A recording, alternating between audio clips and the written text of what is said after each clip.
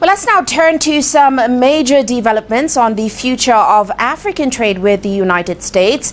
Now, the U.S. House of Representatives has approved a 3-year extension to a deal which has proved hugely popular across the continent over the past quarter century.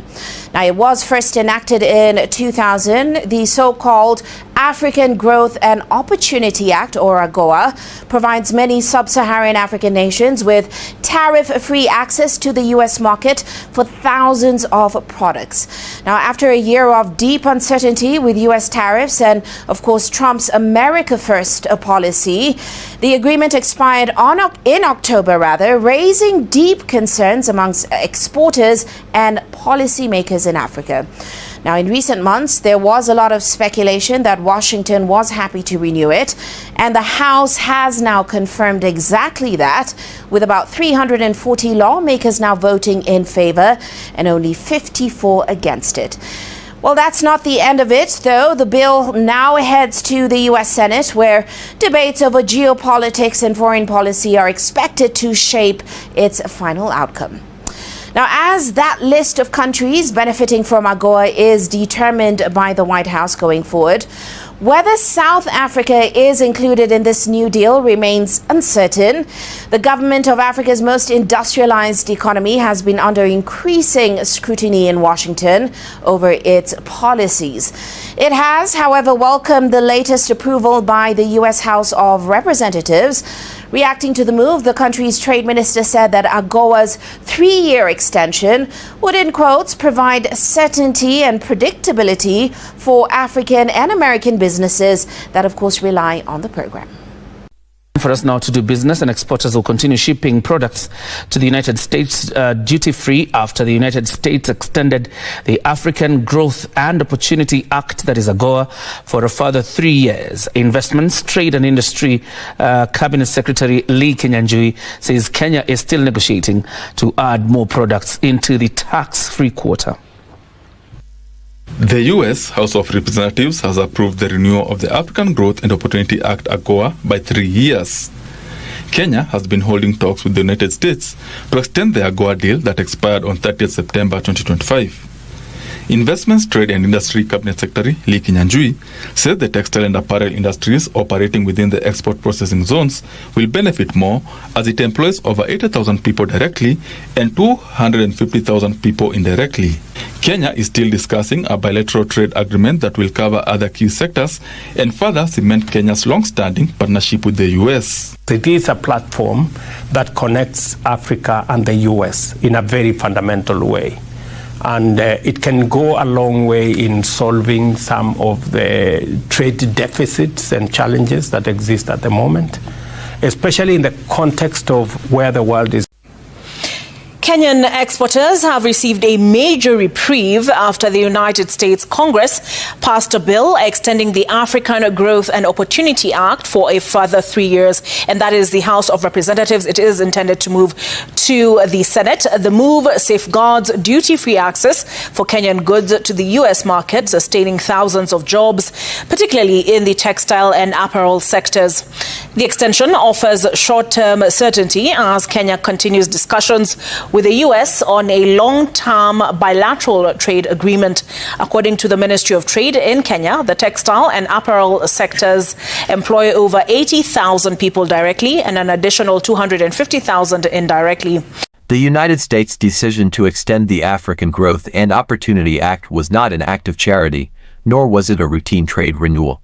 It was a strategic concession made under pressure, shaped by shifting global power dynamics, rising competition from China and Russia, and Africa's growing ability to influence the world's largest economies. Nowhere is this leverage clearer than in South Africa, the most industrialized economy on the African continent and one of Washington's most complicated partners.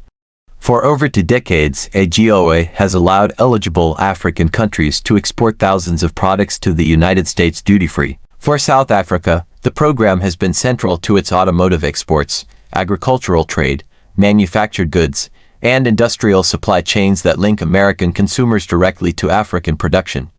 Vehicles assembled in South Africa move into U.S. ports. Citrus fruit, wine, steel components, and chemicals enter American markets at competitive prices.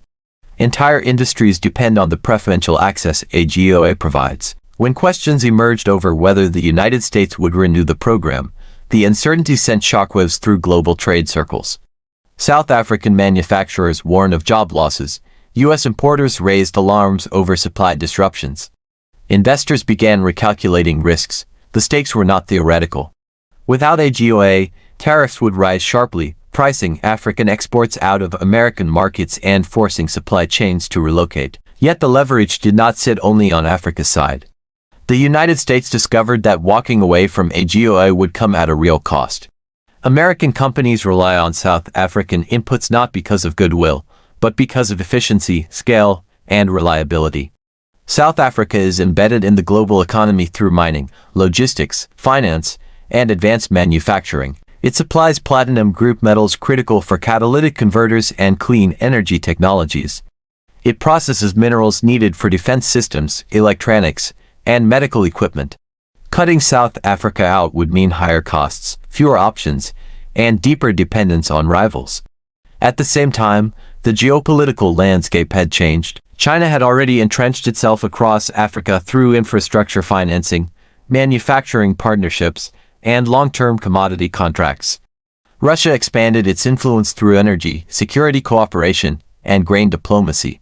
The European Union pursued its own trade and strategic agreements. In this environment, removing Agoa would not punish Africa. It would push African economies further toward alternative partners eager to fill the vacuum. South Africa understood this reality. It was no longer negotiating from a position of vulnerability. It had options. It could deepen trade with China, expand industrial cooperation with India, strengthen ties within the BRICS bloc, and leverage its role as a gateway economy for the entire southern African region. The message was subtle but clear. Partnership with the United States was valuable, but it was no longer exclusive. The Agoa extension revealed how power had shifted. Washington's leverage had limits. Attempts to use trade as a political pressure tool risked backfiring. South Africa's independent foreign policy, including its refusal to align fully with U.S. positions on global conflicts, became a test case. Instead of forcing compliance, the United States was compelled to prioritize economic self-interest. This moment also exposed a deeper truth about Africa's evolving role in the global system. Africa is no longer just a source of raw materials. It is a market of over 1 billion people, a manufacturing hub in development, and a strategic arena in the contest for global influence. Trade frameworks like Agoa are not gifts. They are bargaining tools, and Africa is learning how to use them. South Africa's leverage extends beyond exports. It plays a central role in continental supply chains. Automotive components produced in South Africa support factories across the region. Ports like Durban and Cape Town are critical nodes in global shipping routes. Financial institutions in Johannesburg channel investment flows across Africa. Removing South Africa from Agoa would disrupt not just bilateral trade, but entire regional systems tied to U.S. commerce. The extension of Agoa also sent a signal to other African nations. It demonstrated that collective importance matters.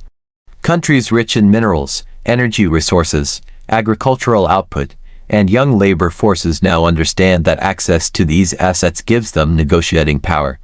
The era of one-sided trade arrangements is fading.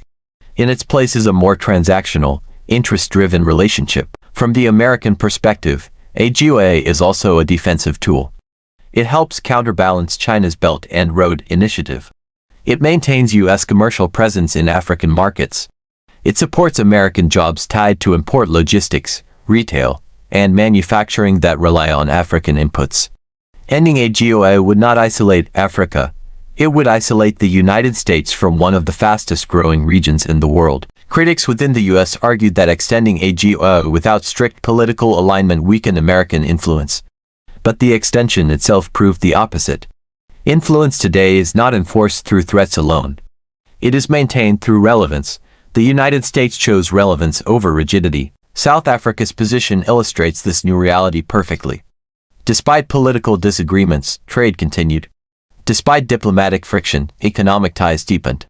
The extension of Agoa confirmed that Washington recognized South Africa as too important to sideline. This leverage also reshapes future negotiations. South Africa can now push for more favorable terms, greater investment commitments, and expanded cooperation in energy, technology, and infrastructure. The relationship becomes less about compliance and more about mutual dependency. Agoa's extension did not just preserve a trade program, it recalibrated the balance of power. It showed that Africa, and South Africa in particular, can influence outcomes when it leverages its strategic value intelligently. It marked a shift from passive participation to active negotiation. For Africa, the lesson is clear. Economic integration, industrial growth, and diversified partnerships create leverage. For the United States, the lesson is equally clear. Engagement with Africa must adapt to a world where influence is shared, not imposed.